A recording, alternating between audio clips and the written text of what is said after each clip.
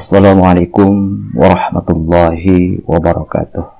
Alhamdulillah wahdah, wassalatu wassalamu ala rasulillah. Allahumma salli ala nabil hashimi Muhammadin wa ala alihi wassallim taslima.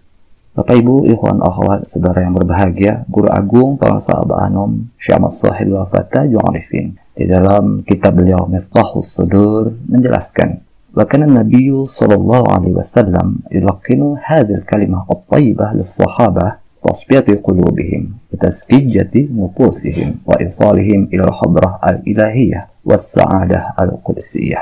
Bapak Ibu kalian, di sini beliau menjelaskan bahwa talqin kepada seorang syekh mursyid itu ada 4 manfaat ya.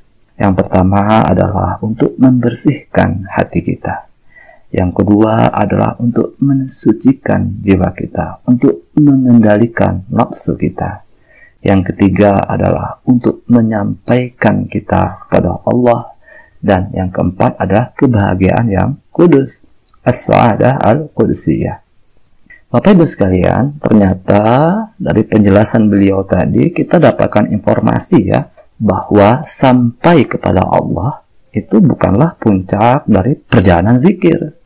Ada lagi sesuatu yang lebih tinggi setelahnya, yaitu al-sa'adah al-qudsiyah, atau kebahagiaan yang kudus, kebahagiaan sofistik, atau kebahagiaan yang bersifat spiritual, atau kebahagiaan dari ruh al-qudsi ya, yang terdapat di lapisan frekuensi hati kita yang terdalam, yaitu frekuensi hati yang disebut dengan ana.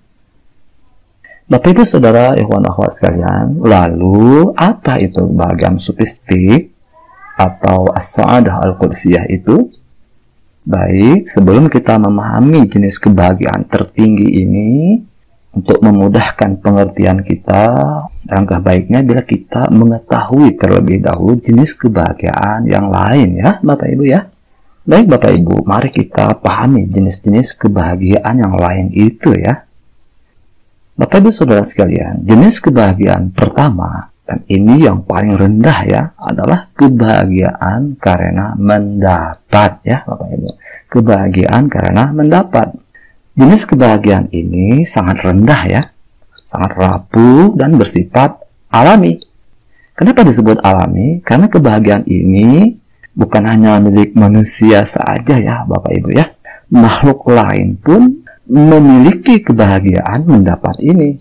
Binatang misalnya kucing, kalau dia sudah mengeong-ngeong gitu ya, berarti dia gelisah tuh, dia tidak bahagia.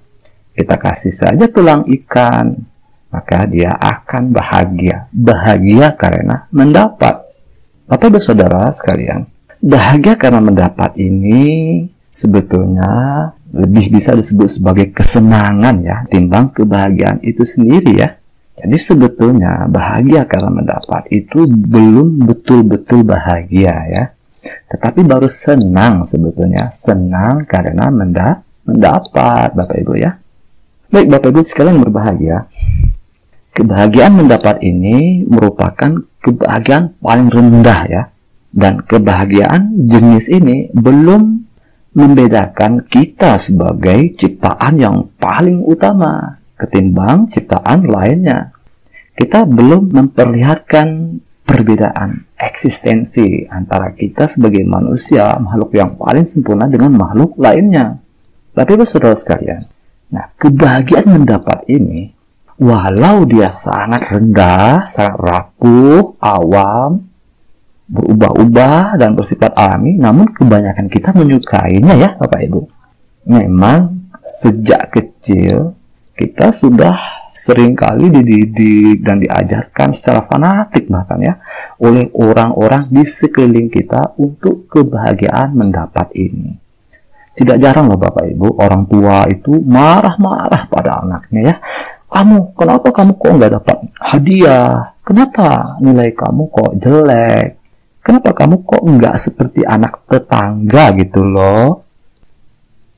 Bapak Ibu sekalian, kenapa kok orang tua begitu mudah marah-marah pada anaknya ya? Karena anaknya tidak mendapat. Bahkan kadang-kadang karena anaknya tidak mendapat, tidak mendapat ranking dan sebagainya, itu kadang-kadang dia marah dengan kemarahan yang ekstrim ya Bapak Ibu. Nah inilah Bapak Ibu ya, seringkali kita sebagai orang tua tidak paham. Kita sebagai orang tua tidak menyadari ya, marah-marah. Kita mudah marah sama anak-anak kita. Kita sangat senang bila kita mendapat apa yang kita inginkan. Bila kita tidak mendapat, kita pun marah-marah. Seringkali kita tidak sadar di sini ya, dengan marah-marah itu ya, marah-marah kepada anak itu ya, itu sesungguhnya kita telah melukai batin anak kita sendiri. Dan ketika batin seorang anak terlukai, ini berbahaya ya Bapak Ibu. Luka batin itu berpotensi untuk mengancam kebahagiaan anak kita di masa depan. Terlebih bila luka batin itu terbiarkan tanpa penyembuhan, wah berbahaya Bapak Ibu ya. Maka nanti di masa depan anak kita jadi susah jodoh, susah kerja, susah menabung, susah mendapatkan kesejahteraan, susah ekonomi, dan kesusahan lainnya. Itu bisa jadi disebabkan oleh luka-luka batinnya sendiri yang masih tersimpan di dalam wadah hatinya yang bersumber dari masa lalu. Luka batin yang belum tersembuhkan. Nah ini insya Allah akan kita perdalam lah di lain waktu ya Bapak Ibu ya. Mudah-mudahan nanti kita ada kesempatan untuk memperdalam ini ya. Baik Bapak Ibu saudara sekalian, mari kita kembali pada kebahagiaan jenis pertama tadi, yaitu kebahagiaan atau kesenangan karena mendapat. Bapak Ibu sekalian, bila seseorang berteguh pada kebahagiaan mendapat ini, biasanya ya, dia akan pelit, bakhil. Dia akan lebih suka duit orang lain yang keluar ketimbang duitnya sendiri. Maka di sini muncullah sikap serakah ya, al-hirsu. Kemudian bila di dalam satu kompetisi misalnya ya, dalam sebuah pertandingan, lalu dia tidak mendapat, maka akan muncul sikap kecewa, marah, benci atau dengki ya pada orang lain.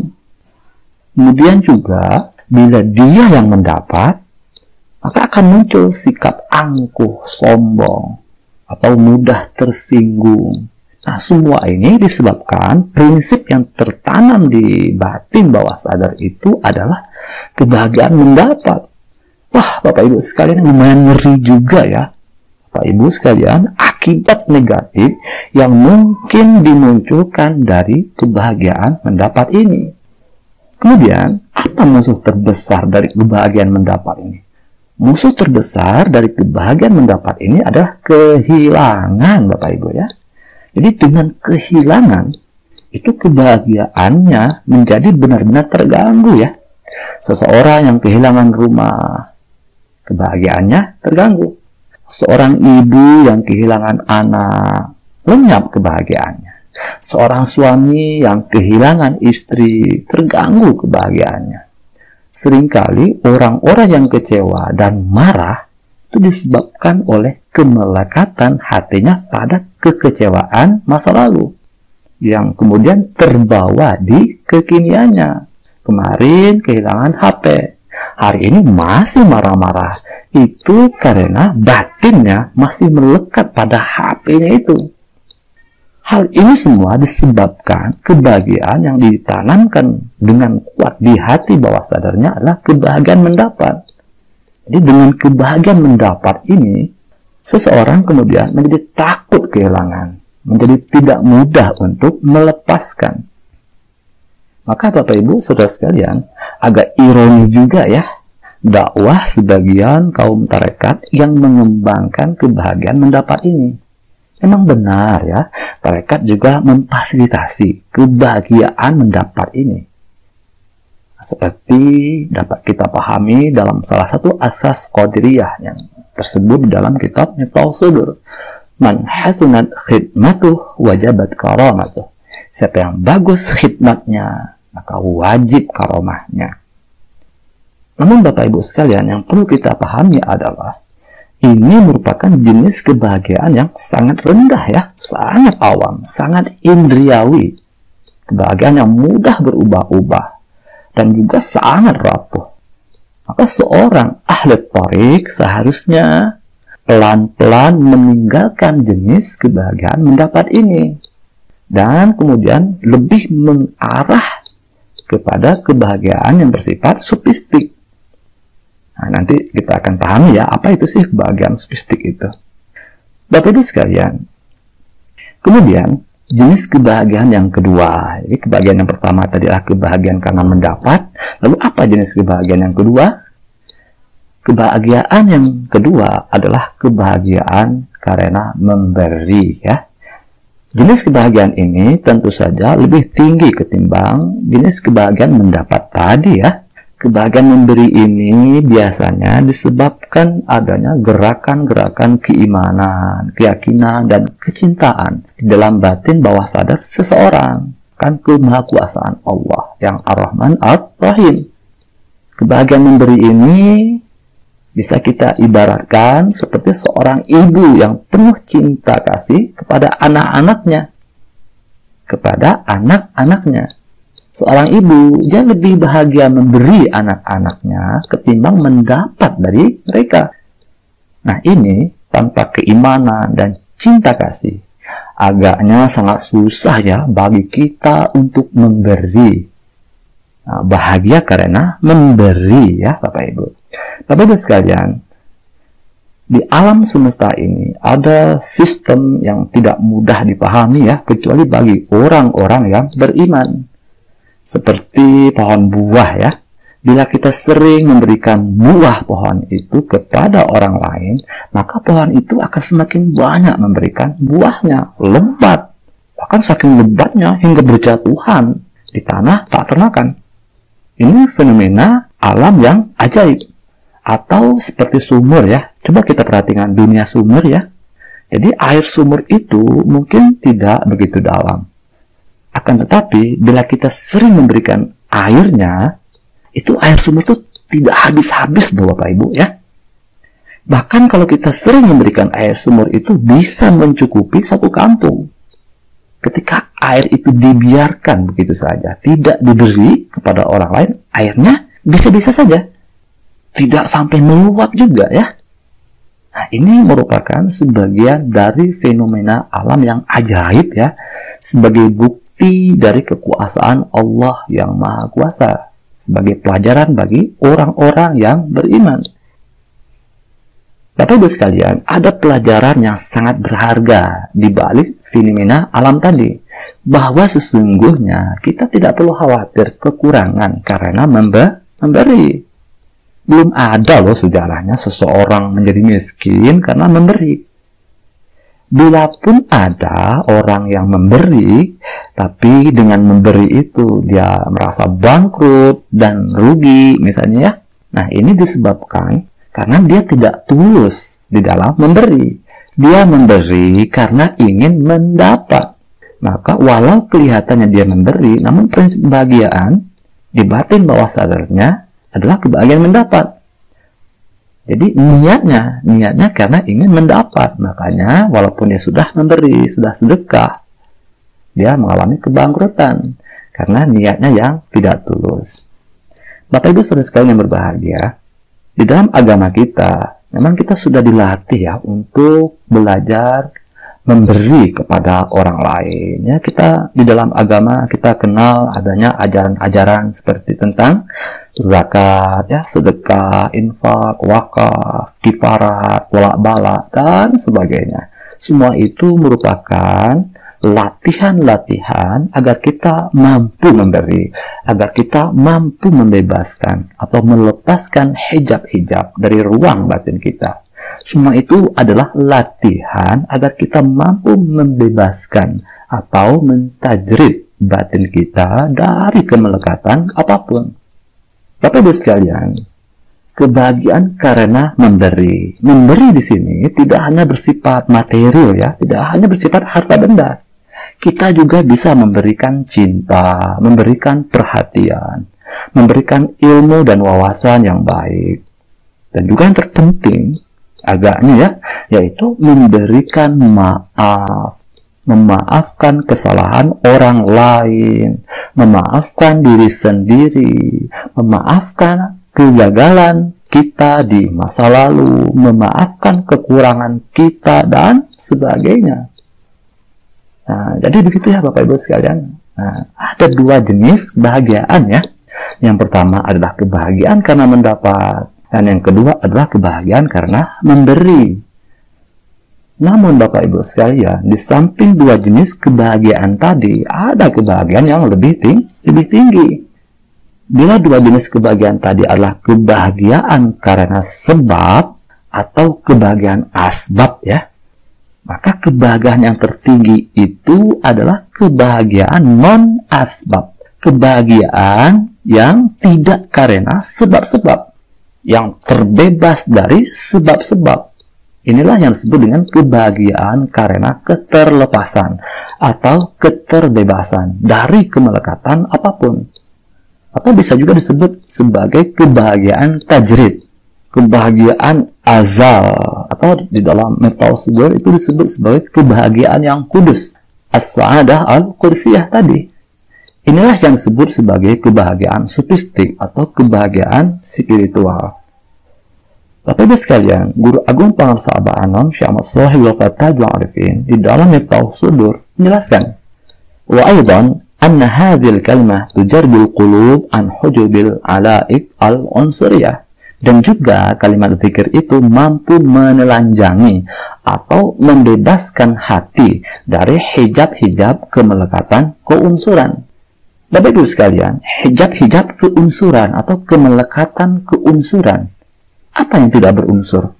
Yang tidak memiliki unsur atau tidak memiliki elemen apapun. Apa itu? Hanya Allah. Allah adalah tidak memiliki unsur.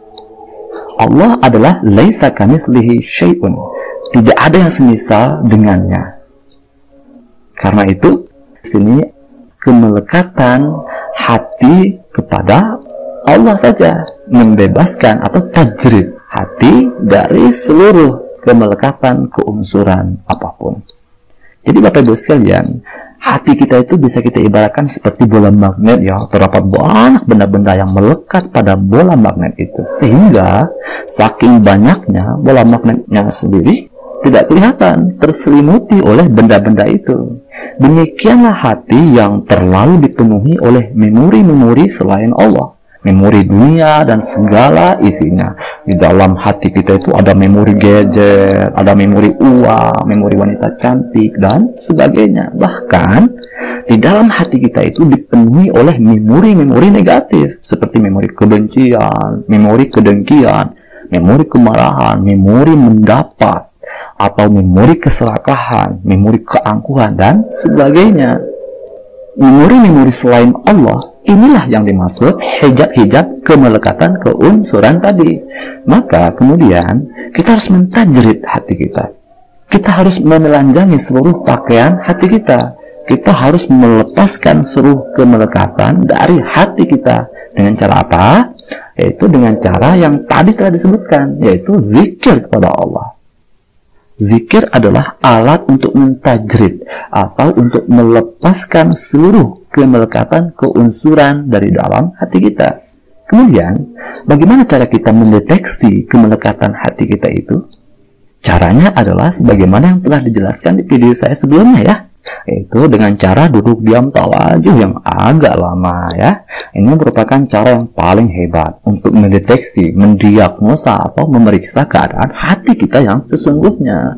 Jadi demikian, coba kita duduk diam tawajuh yang agak lama ya, kira-kira 30 menit misalnya ya. Coba kita perhatikan fenomena atau memori yang muncul di dalamnya. Bila ketika kita duduk diam tawajuh itu memori yang muncul adalah memori dunia, itu indikasi hati kita melekat pada dunia. Bila di dalam duduk diam tawajuh itu memori yang muncul adalah memori sakit hati, memori trauma, ini merupakan indikasi hati kita masih melekat pada pengalaman sakit hati atau pengalaman trauma itu.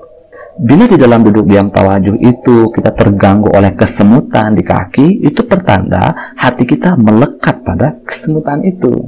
Bila di dalam duduk diam tawajuh itu kita mencari-cari ilusi kebahagiaan yang pernah kita alami di masa lalu, yang kita pernah alami sebelumnya, itu pertanda hati kita melekat pada ilusi-ilusi itu.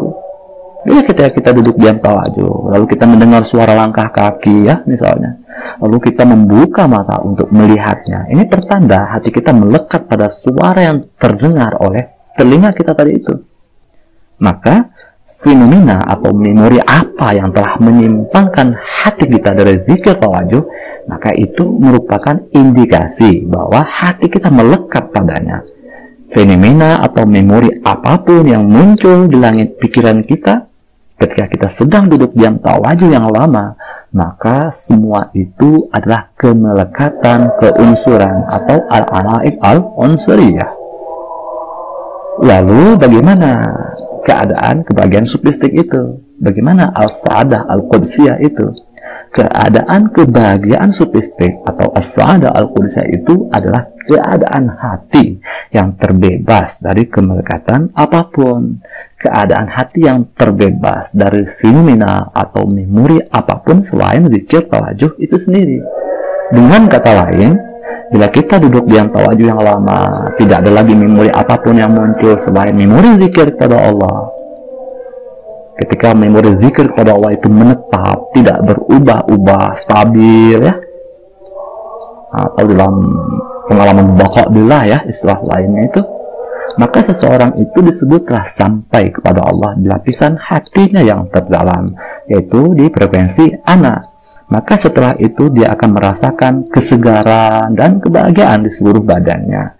Dan pada saat yang sama dia mendapatkan kebahagiaan yang kudus atau kebahagiaan sufistik atau kebahagiaan spiritual. Kebahagiaan karena terbebasnya hati dari kemelekatan apapun. Ini yang disebut dengan as-sa'adah al-qudsiyah atau as-sa'adah al-azaliyah, kebahagiaan yang azal. Jadi terkadang ada orang berzikir jahar ya Bapak Ibu, di mana dalam zikir jahar itu kan ada unsur suara ya, ada unsur musik, ada unsur tarian kepala, bahkan diikuti juga dengan tarian seluruh badan. Maka seseorang pun kemudian ketika dia berzikir jahar dengan lama, dia mengalami tangisan katarsis, tangisan seperti tangisan budak di hadapan majikannya, tangisan anak kecil di hadapan orang tuanya. Setelah tangisan katarsis itu, dia pun merasakan hati yang sangat bahagia. Pernah ya kita mengalami hal ini ya? Tapi kita baru talqin ya biasanya. Kita merasakan sangat bahagia setelah zikir jahar itu.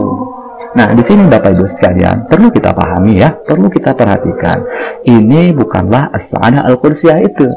Kenapa demikian? Karena kebahagiaan jenis ini termasuk ke dalam kebahagiaan jenis pertama tadi, kebahagiaan karena mendapat. Bapak Ibu sekalian, jadi batin kita itu seperti rumah yang kotor ya, lalu kita bersihkan dengan zikir jahar. Nah, setelah itu pun kita bahagia.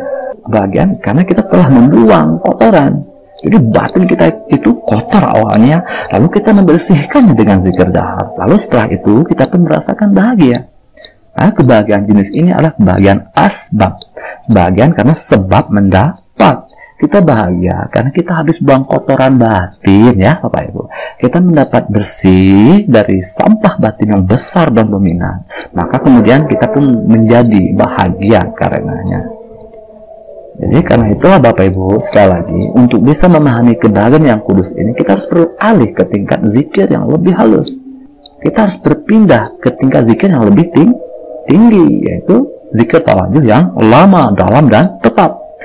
Bila di dalam duduk diam tawajuh yang lama, kisaran 1 jam ya, sebagaimana anjuran Guru Agung Pangarsa Abanam itu, nah di dalamnya kita sama sekali tidak terganggu oleh fenomena atau memori atau pikiran apapun, maka sesungguhnya kita sudah sangat dekat dengan kebahagiaan yang kudus.